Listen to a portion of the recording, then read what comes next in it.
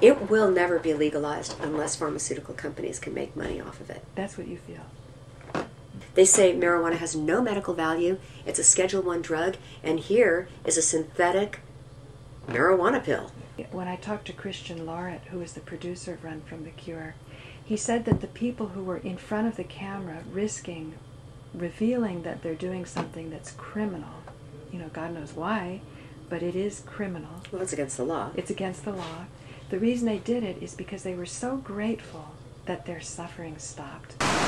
Hi, this is Paula, Gloria, and this show is called Farther Down the Rabbit Hole. I'm so happy to be here at Santa Cruz, and I was a student at UC Santa Cruz from the years 1969 to 1973, and I actually live really close to where we are right now. And you've got the roaring of the Pacific Ocean behind me. Fortunately, my brother is holding the camera and giving you a nice sweep around the neighborhood here. It used to be a lot more run down when I was a student at UC Santa Cruz. I was a philosophy major then. And right now, I've come back to my old alma mater because we're going to be looking at the WAMM garden. That's the Women's Alliance for Medical Marijuana. And I was really delighted with the directions that it's really close to where I was. So here we are in California, the very edge of the continent, and we're going to learn about medical marijuana in California. So let me hold it so we can hear now. Hello, this is George Gloria Sakanis, and we're here in Santa Cruz with Paula, my sister. And as Paula said, she went to the university here, and I'm 7 years younger, so I got to visit her as a young kid. My sister was going to college, and I do remember pot smoking when I was that young, and Paula's group, and now we're back here again because of pot. Oh my God, I think I might have turned you on to it, right? I think you were only 14.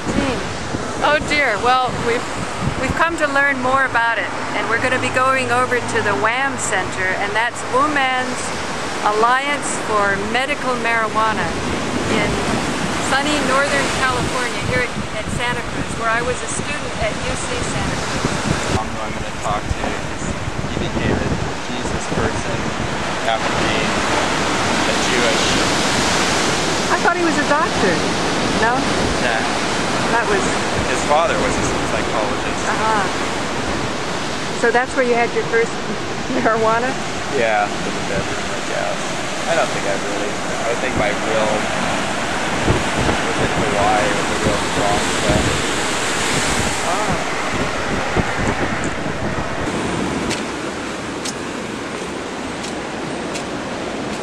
Surf's up.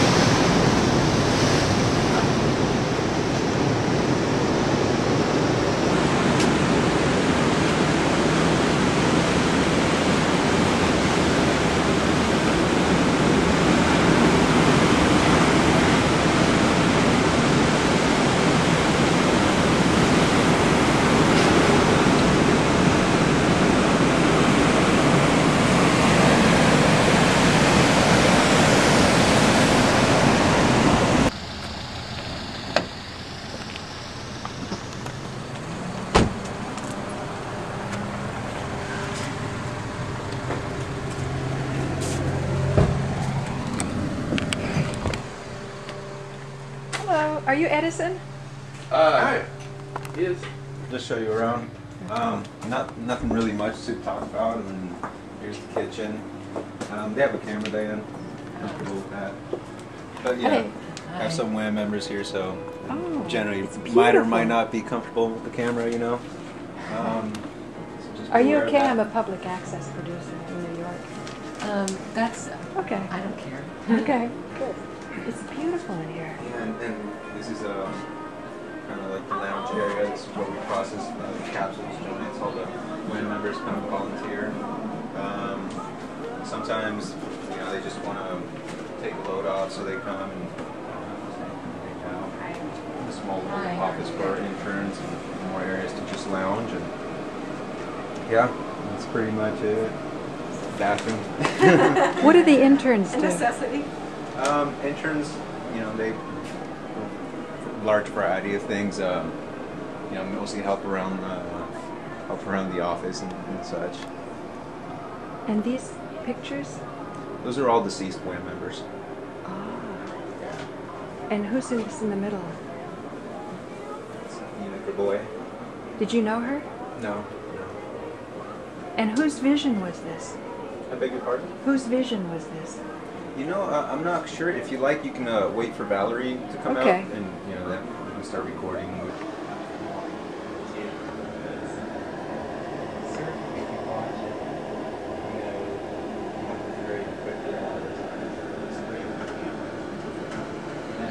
It's nice and graceful from standing back here. Yeah. Slice it all.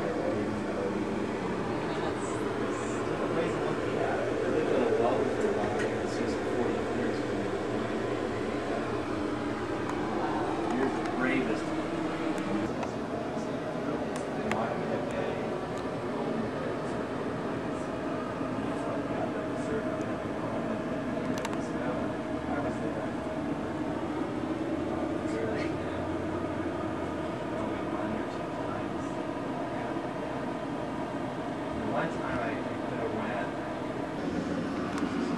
Your grandmother lived there too. Separated. And all over the Remains open, everybody's in empty. whereby it Yeah, resume. Every time I go over that. Whereby we shall resume. Yeah. To say where we left off, to where the position. Hello. Just like us. Shall resume. Well, I was wondering if you could help me just for a second with something. Right? Let me check for you afterwards. I think it's about. Maybe Alan will have something better. And you've got my cell phone. My cell phone's in my car. That's Ben Rice. Oh, it's Ben. Where you went? Thank you. There we go. Oh, I'm not even, so. Hi, this is Paula, Gloria, and this show is called Farther Down the Rabbit Hole because we like to go into topics more deeply. I'm really thrilled to be here in Santa Cruz, which is actually where I went to college from 1969 to 73. And lo and behold, things have kind of come full circle. I'm coming back to Santa Cruz because there's something really exciting that's happening here with WAMM, and that's the Women's Alliance for Medical Marijuana. And we have the founder of WAMM, and we're going to be having a discussion with her, which is Valerie Corral.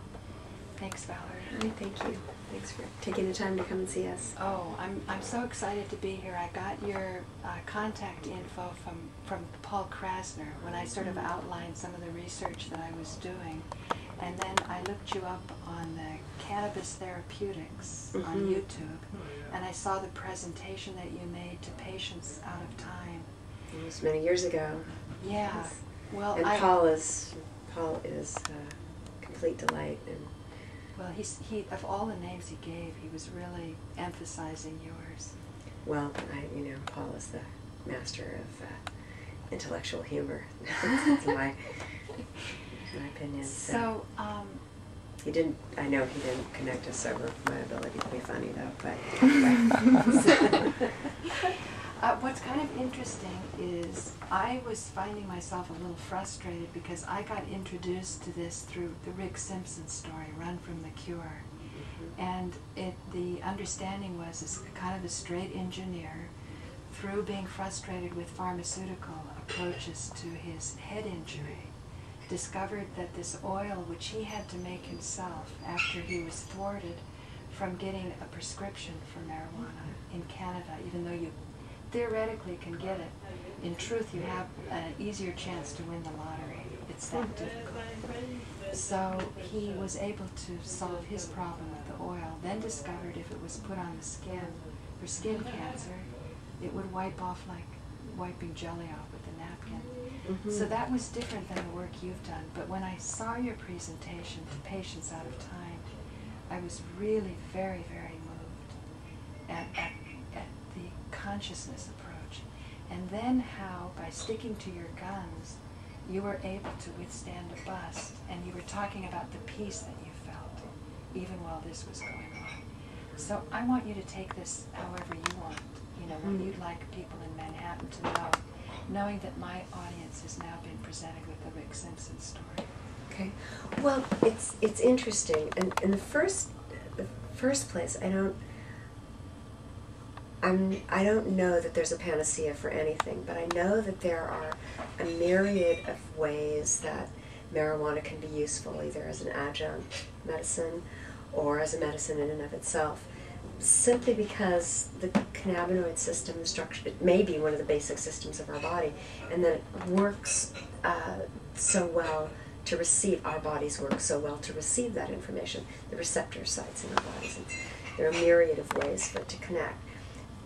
However, with that in mind, I still believe that there is a great deal of possibility to explore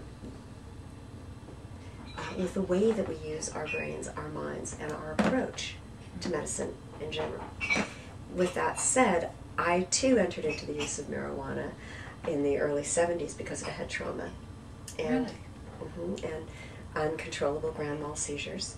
Really? Yes. Epilepsy? Yes. And had my husband read, who was also the co-founder of WAMM, Corral, my ex-husband, former husband, and he read in a medical journal in about 74 that marijuana was successfully used in laboratory-induced seizures in rats.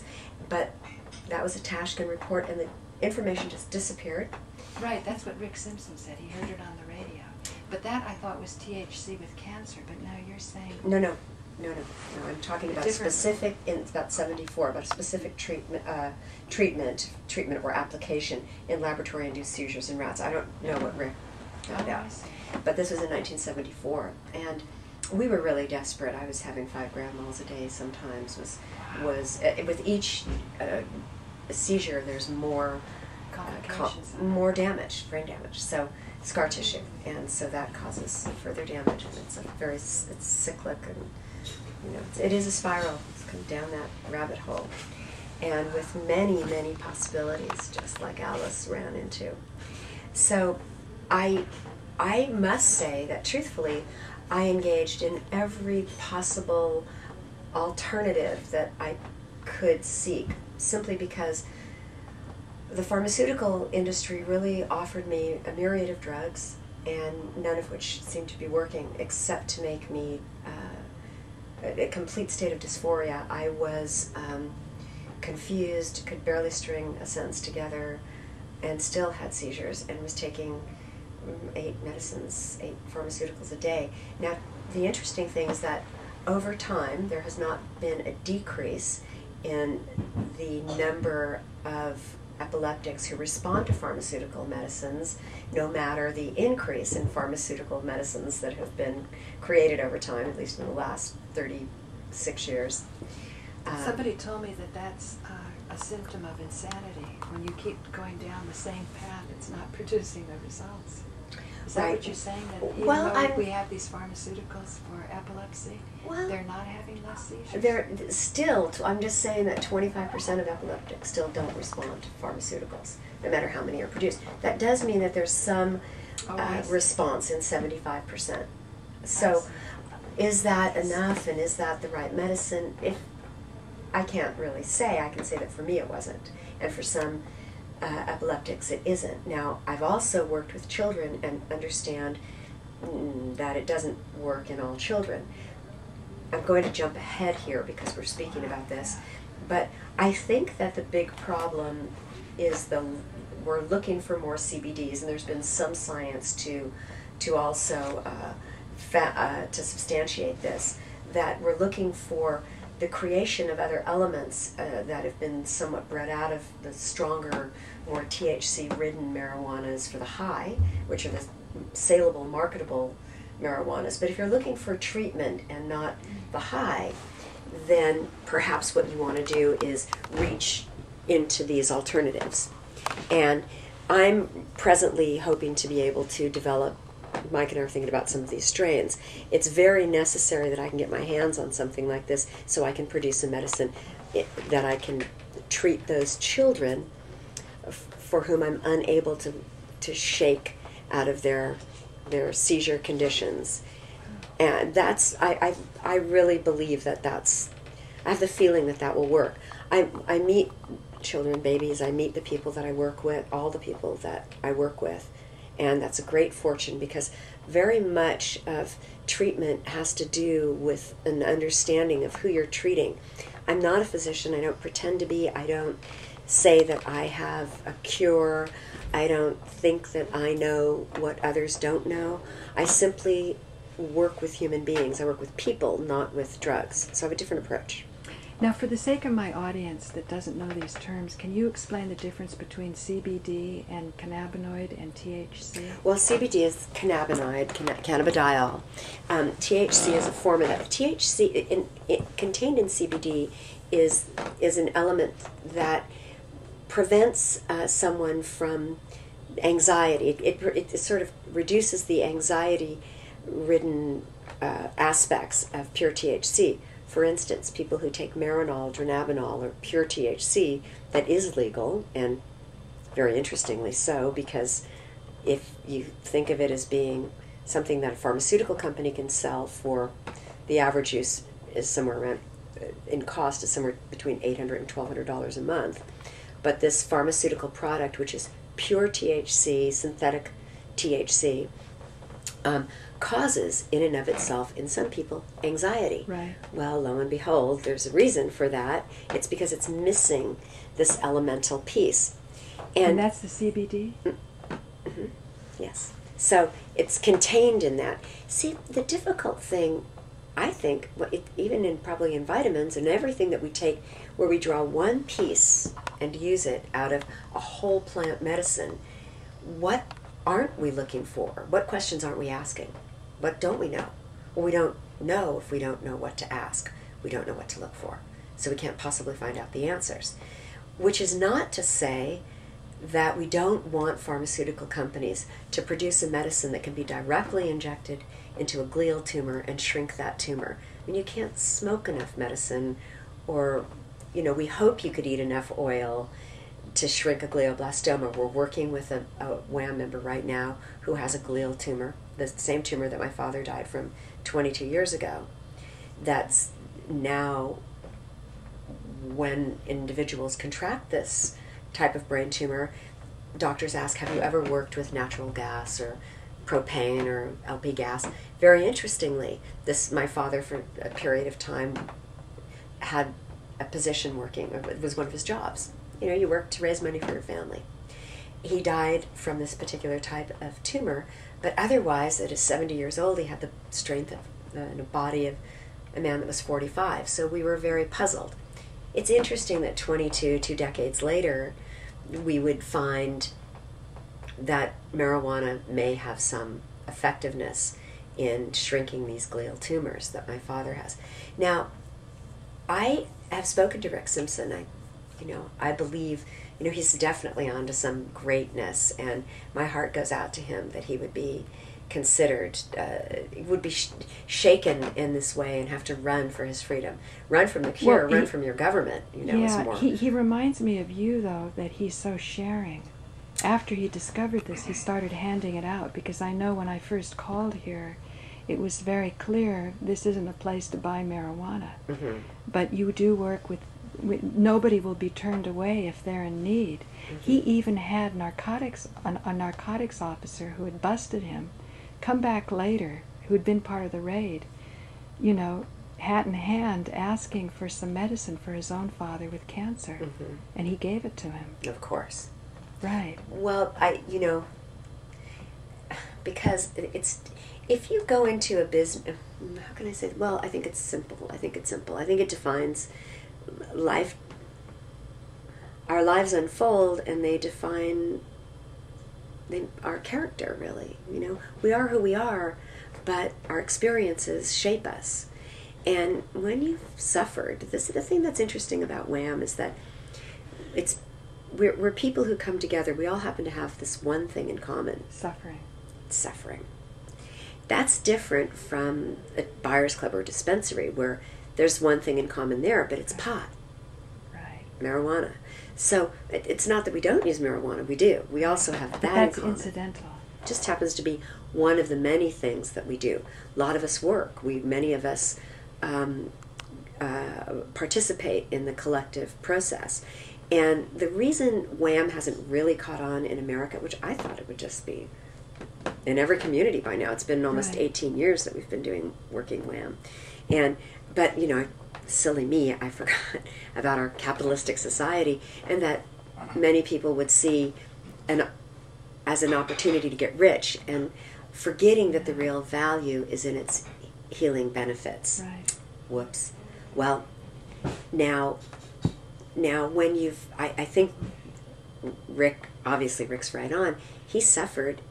He knows. How does it feel?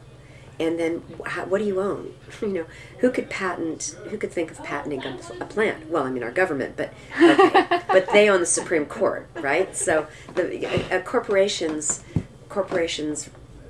are driven by financial gain. Obviously, our Supreme Court is. Maybe not everybody on the Supreme Court, but at least 5 people on the Supreme Court believe that. Adams was absolutely right, and that the corporation has more rights than human beings. But this is now coming to be challenged by these studies and by these experiences that you have and Rick has. Well, yes and no. Yes and no. It will never be legalized unless pharmaceutical companies can make money off of it. That's what you feel. Absolutely. So I mean, I don't cherish the thought. Right. But I realize that's true. Right. And they're already poised to do this. And also they say marijuana has no medical value. It's a Schedule I drug. And here is a synthetic marijuana pill. So what? Right. But only our government could actually say that and not be questioned about the absurdity of such thing. So now to live within that insane paradox, when you talk about this commonality of suffering, it seems to me, when I talked to Christian Lauret, who is the producer of Run From the Cure, he said that the people who were in front of the camera revealing that they're doing something that's criminal, you know, God knows why, but it is criminal. Well, it's against the law. It's against the law. The reason they did it is because they were so grateful that their suffering stopped and that they might help somebody else. And that's what I was struck by. And I'll do that as a roll into this interview. You speaking to Patients Out of Time. You were talking about standing up for the American way, for our Constitution. So you get a lot of courage from this suffering. Well, even though you think it will never be legal. Well, it's not, you know, when you've faced illness, you've already met a great adversary. Right. When and many of our members are terminally ill, they've faced death. Move over, government. You think you're going to scare me greater than Mistress Death? Right. You know, you enter into a different relationship with suffering because you're not running from it. There's no Grim Reaper over your shoulder. 6.5 billion people have faced death and died, presumably. It's depending on where you think. 100,000 years, 150,000 years. How old is civilization? Right. How many of us human beings have died? But say, give or take, 1 billion. But in any case, there are 7 billion people on the planet. We're going to all do the same thing. It can't be that bad, right? I mean, everybody does it. So therefore government rules can't be that bad. Well, government changes, rules change. Everybody sitting in government's going to do the same thing I'm going to do. So they'll make laws today, they'll move. See, the corporation isn't going to die, but everybody sitting as president, as vice president, CEO, whoever they are, count it. Count your stacks and keep counting until the end of your time. Your corporation doesn't care about you either. Except people make up corporations. Without people, you wouldn't have corporations. Yes, and they buy big rings and fancy $50,000 cars, but they don't drive them into heaven or hell. Maybe they're running away from death, all these symbols of... I don't know. And I don't really, it doesn't bother me. I don't really care what they do. Because, you know, I'm in it for the long haul, but my long haul, I'm 57. How long will I live? I don't really worry about the future.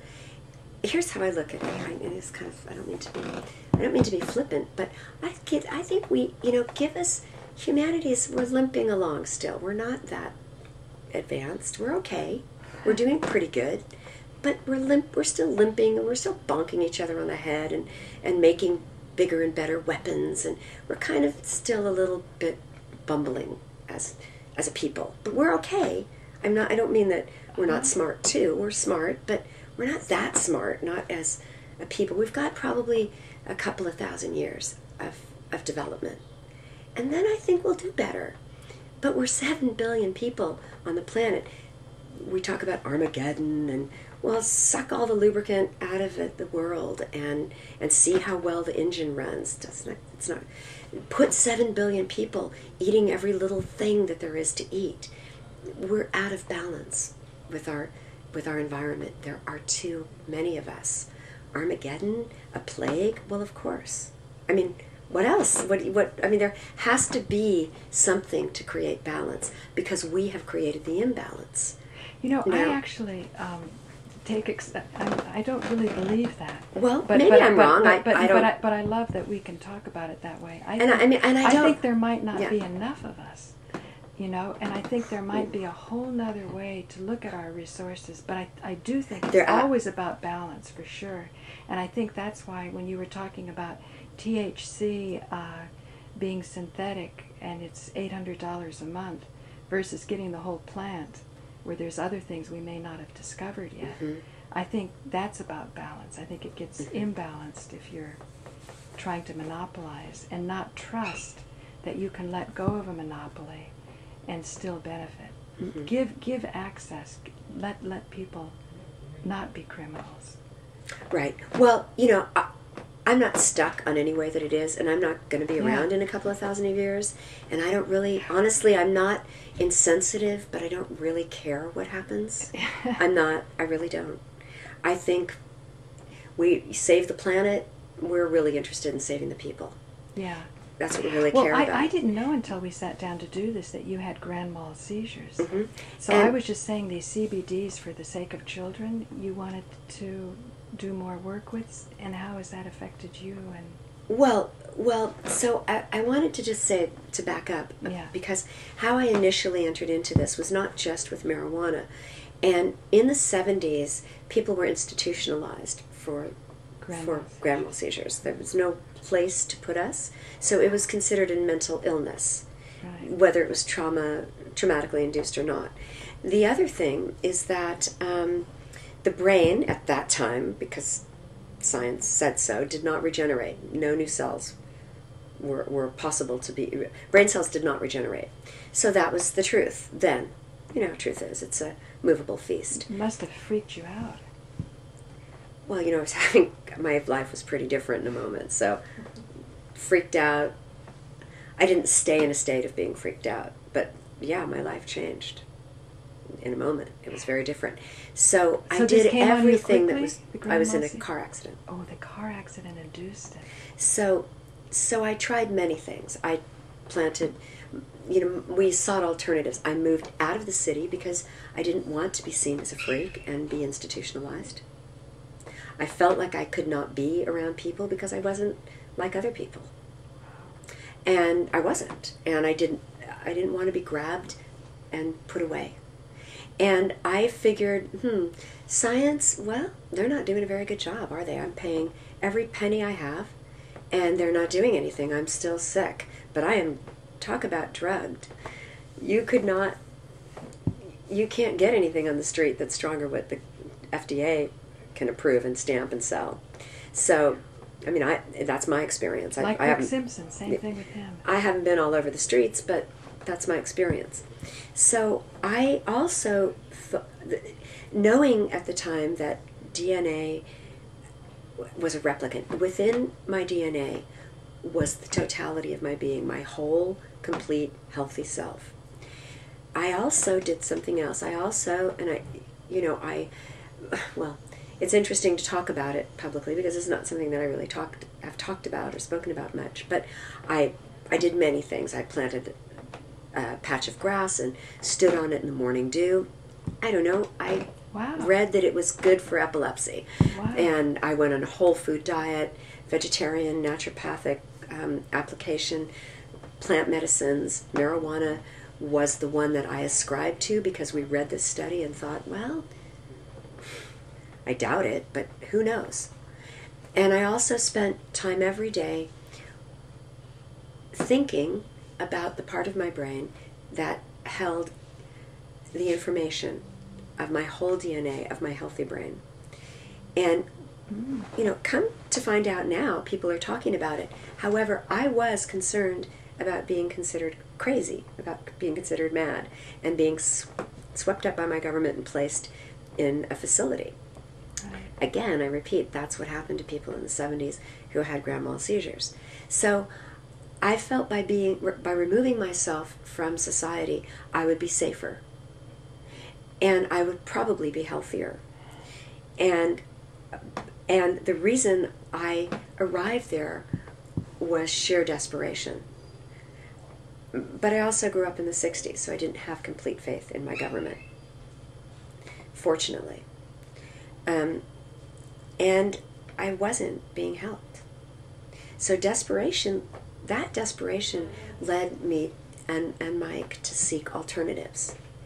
And in those alternatives, which were, as I say, a myriad of possibilities, I found the answer. The answer is not the drug. The answer is never, it's never the tool. And I think that's why we end up running from things or running to things. I don't believe it's the tool. I believe the answer is really in our understanding. And for every human being, that will be different. Do I know that's the truth? I'm not positive of anything. And the more I'm around other human beings, which I've worked with thousands of people, I've been by more than 100 of my friends' bedsides when they die. And the only thing I can say, and it's not for sure, but it looks like to me, because I haven't died, or if I did, I don't remember it, is that the way people live is the way they enter into their dying process. That's what it looks like. So that's why I don't worry about corporations, because they're run by people. And guess what? It gets to happen to them too. Will it be too late? For what? Is the world horrible? Is it all a blunder and bad? Not really. There are all kinds of people helping each other every single day in New York City on the street, on the corner downtown in Santa Cruz. There are actually more of us that are kind and loving and generous with one another because, in fact, I've never been bonked on the head by anyone or hurt by anyone, and I've been all over the world. So I think I live in a world that's getting better and better every day. But I'm in it for the long haul. I think we have a couple of thousand years of development. Maybe we do, maybe we don't. I don't really know. And I don't care if we do or don't. It doesn't have to look like that to me to be okay. But I do think that the more that we have the opportunity right now, in this moment, each one of us, to create greatness. It isn't so much in the eyes of the masses, because that's really not we're never who nothing's as it seems to be or appears to be, but our own greatness that touches other human lives. And God, that feels so good. It's its own reward. It's a win-win situation, so to speak. All you get is the benefit. There's just nothing wrong with it.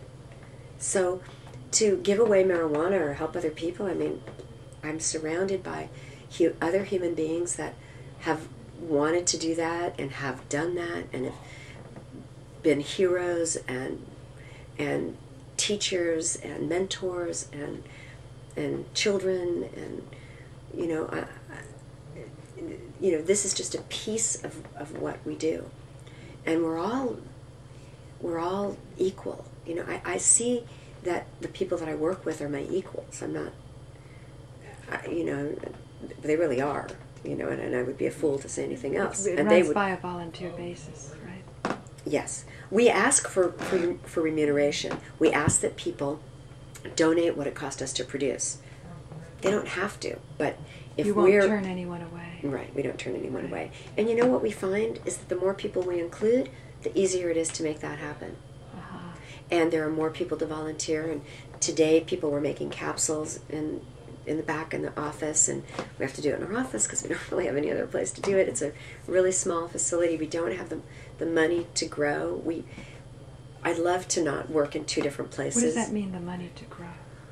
Well, we have to rent. We rent this office, which is built into an old warehouse. We're surrounded by 4 surfboard shapers and a guitar maker, and it's toxic, and it's probably not the healthiest place to be.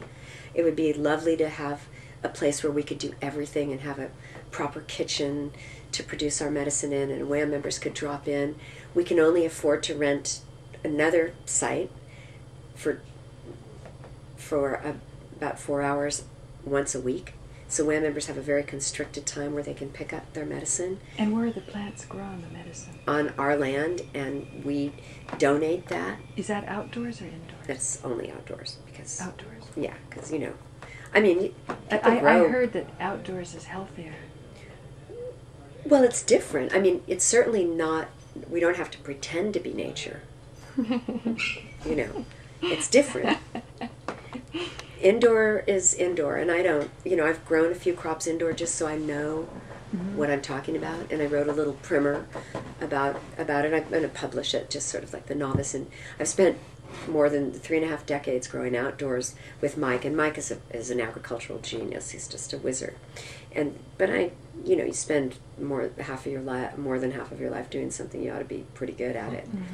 But I spent a few seasons growing indoors too, just as an alternative, so I would better understand what people were looking for, the problems, and also to help individuals who could not ever grow outdoors. Right. But you know, you cannot mimic nature. It's not the same thing at all. Right. It's a completely different product. I also saw on the YouTube that you put sage in your garden, and I thought how interesting that you would burn a plant to purify a plant, but it somehow felt right. Well, we burn a plant when we smoke it, and it purifies it. And the interesting thing about vaporizing is you're vaporizing up until the place where it's burning. You know, you're actually doing both when you smoke marijuana. You're vaporizing in. You said it's important to grow your own medicine for the patient, so it seems, you know, that's a whole lot different than, well, quite frankly, Mendocino is really kind of plagued by big growers that really are assaulting the environment when they're coming in and out for a quick kill and a big buck. That's kind of the feeling I got of the sage burning, that it was sacred. It wasn't, you know, a cash crop. Yeah, well, you know, if it was a cash crop, we'd be able to pay our mortgage, which we have a very difficult time doing. Yes. Well, the real value is in its healing. It's, you know, you can't put a price on a human life or human suffering. Actually, any suffering. When did your suffering with the grand mal seizures end, or did they end? It took several years. Well, I would say in the late 70s, where I had the violent grand mal seizures, and I continued to have some prodroma, I still have prodroma or auras, which are indicative of seizure onset. But if you catch the seizure prior to its involvement, to becoming full-blown, you can mitigate it. And there are many practices. There are some ancient practices, Hindu practices. You mean yoga? They're yoga. They're like eye contact yoga. That's a practice because it's drawing. For a grand mal seizure, you look at somebody in the eyes. Well, now I'm not saying you just look at somebody in the eyes. I'm saying being able to catch it when there's before the seizure onset. In some patients, we experience everybody's aura is different, or prodroma. It's an indicative of a seizure. It's a certain amount of time that indicates a seizure is coming. Not every patient, not every epileptic has it. No epileptic has it the same way that another It's does. kind of like migraines. When I had migraines, 20 minutes before, I would have like a river come across my vision. And then I they have say a that blinding they're very migraine. similar. Ah, Migraine and seizures. There's I a see. type of brain dysfunction or I see.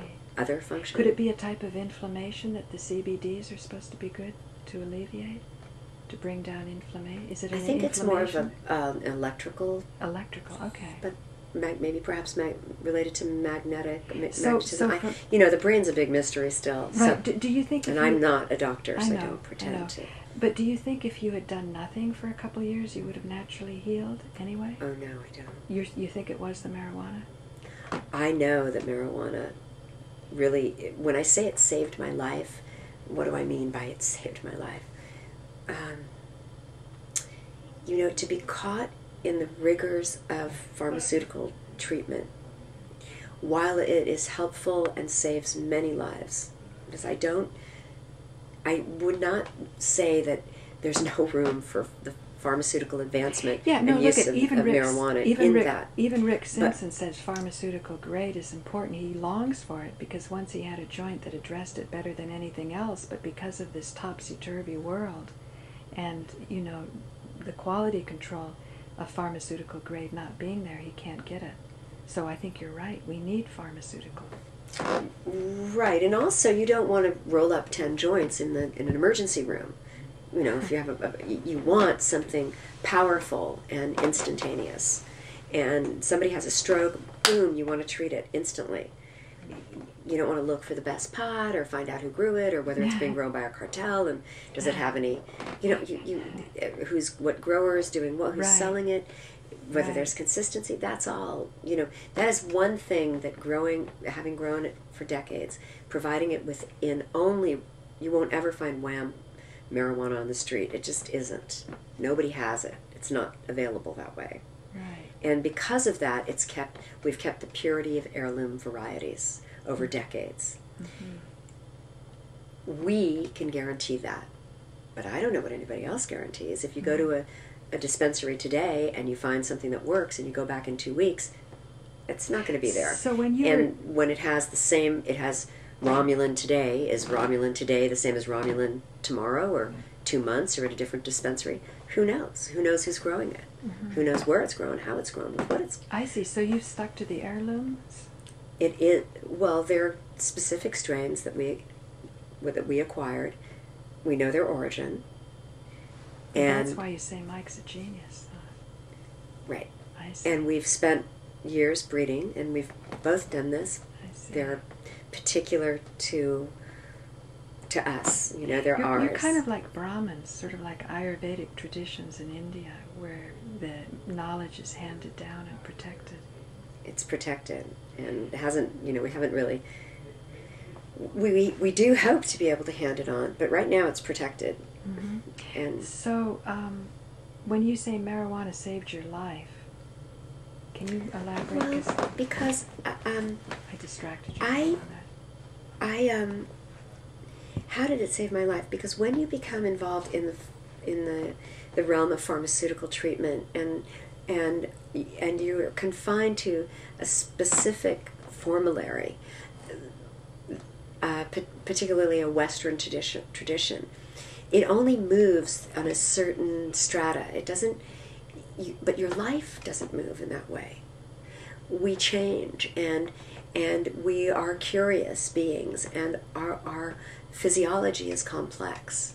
So you can not only treat one part of the being, you have to treat the whole person.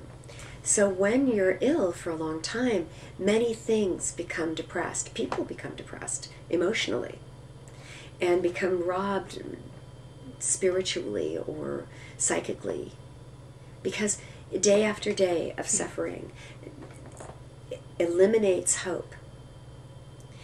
Now, if within your suffering, you can find a way to minimize it, to expand your world, to include what happens as a person who's ill. You often become identified with your illness, but you're not your illness. Illness may be something you have, but it is not who you are. And in Western medicine, you become your illness because it only treats that. And we become marginalized financially. So it eliminates the possibility for us to get a wheelchair that allows us to go out to the beach, into the world, or to have interactions that are more normalized, more normal, and more matched with the society or culturally or that we live in. So one of the great things about marijuana is that it allowed me to live more normally. Like, I hid my illness from people. I was embarrassed to be an epileptic, to drool and to fall over in my soup. It's pretty embarrassing illness. But then if you have to drag your leg around behind you, that's kind of embarrassing.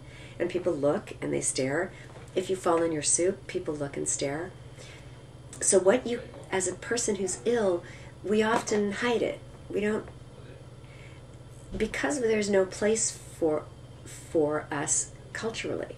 So we have to create laws like the ADA that allow us to be okay, you know, to be served, to be able to get into a building. So marijuana saved my life because it allowed me to live some of my life more normally. But then what it did is it changed my consciousness, and that's what saved my life. Because the way that I looked at myself was different, and the way that I looked at the world around me.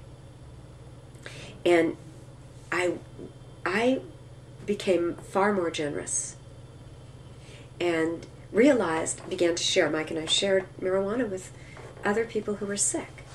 And we began to see early, in about, not early 70s, but the mid-70s, how it affected people's lives who had cancer. Because family members had. And then we became more acquainted with AIDS in the 80s. And we just simply shared it. And then what really outed us was getting busted. Because we knew it was a medicine. So we explained it. But getting busted, that's what you described, patients out of time? That scary experience and how you were peaceful inside? No, that was 2002. That was actually the 8th time that we were busted. Wow. The first 5 times... You guys are relentless. Well, you know. Yeah. Yes and no, because what's really relentless is illness. Government is far less nefarious than illness. Well... up there. I take it back. I would say it's a worthy adversary. And so the first 5 times we explained, and really it wasn't zero tolerance yet. And they said, well, you know, we see you're not drug dealers. We see what you really epilepsy. And we happened to meet engage with different sheriffs who said, interesting, my father's an epileptic. Tell me, give me the information. Well, of course we have the information because we lived that life. And one of them was very curious, brought us back a whole bunch, left some of the plants, said, here's your medicine until you harvest those. But plants we cut were taken because they already know you're here. So it was, you know, so they started to cooperate with you. They did. Then zero tolerance, the 73, it was 90s. It was, you know, it was the 80s, late 80s. It was 92 when we first got busted, and that was the era of zero tolerance. And there was a lot of money being poured into it throughout the world, you know, because of the... I don't know what zero tolerance is. Zero tolerance was absolutely no drugs, no marijuana, arrest everybody for use, put everybody in jail. That's why we're at the tipping point in jails, you know, in America, why we have so many prisoners. You know, I see. Right, there was some 800,000 people arrested last year for marijuana use. More than 80% were for personal use. Wow. Many are imprisoned.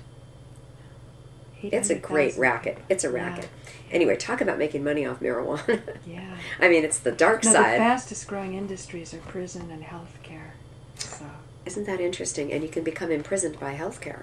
So, you know, it's such a... No, your that healthcare is too cheap. Yeah, right. But so so that's why I say it saved my life, because it allowed me in different ways to seek, one, to not have seizures, which freed me, but two, to seek an alternative way of being in the world.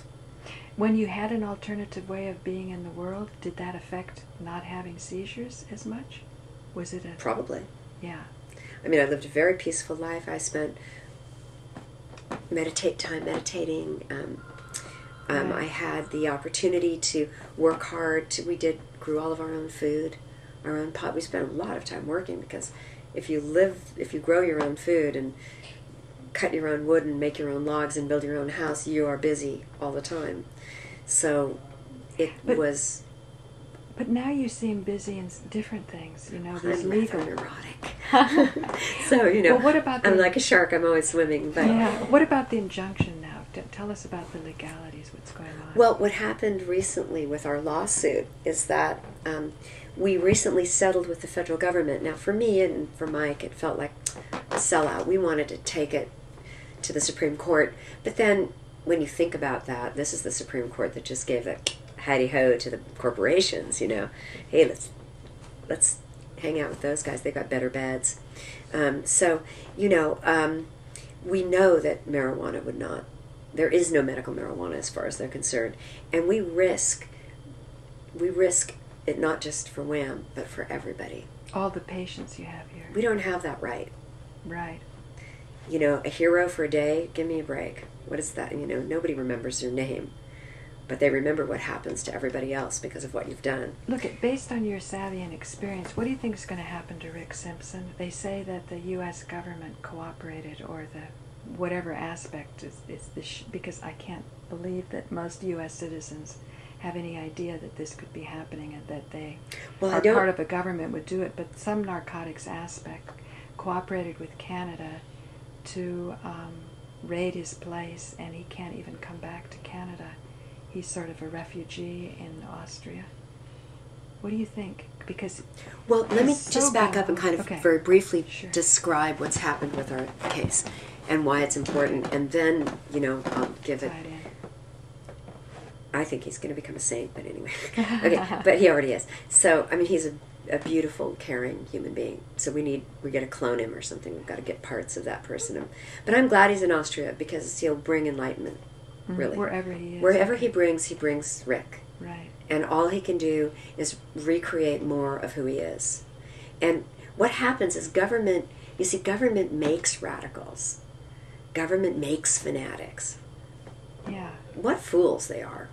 You know, just... Well, you're called the Mother Teresa of the cannabis movement. Well, certainly not by the government. No, but I mean... Yeah, so... But anyway, what happened with our lawsuit is that the government wanted to settle. But they really, you know, they said, well, if you continue to do what we think you're doing, we won't bust you. And we sort of scratched our heads and said, well, duh.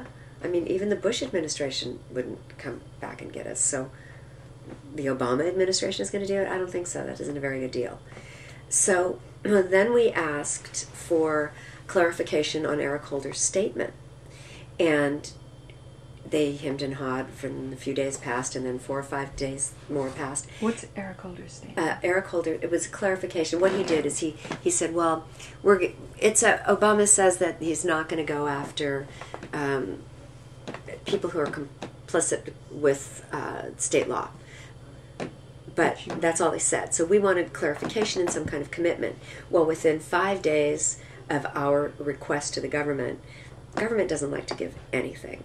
So they came out with this clarification. Apparently they had a meeting, blah, blah, blah. And some of the terminology is that California is out of control, but in the rest of the states, the other 13 states, will not be allowed to go wild and do this kind of capitalizing, become pharmaceutical company consciousness about marijuana for sick and dying people. And if there is any hands-on involvement by communities, it will look much more like WAMM, the WAMM model. Now, so they didn't give us the kudo of being able to say this is part of the agreement, but it came out in light of our pressure on the federal government. In all honesty, it isn't just WAMM that did that. It's a movement. It's a national movement. And many organizations have spent millions of dollars pushing the federal government toward this resolve as well. So there's no individual group, including ourselves, that can take credit for it, nor do I pretend to take credit for it.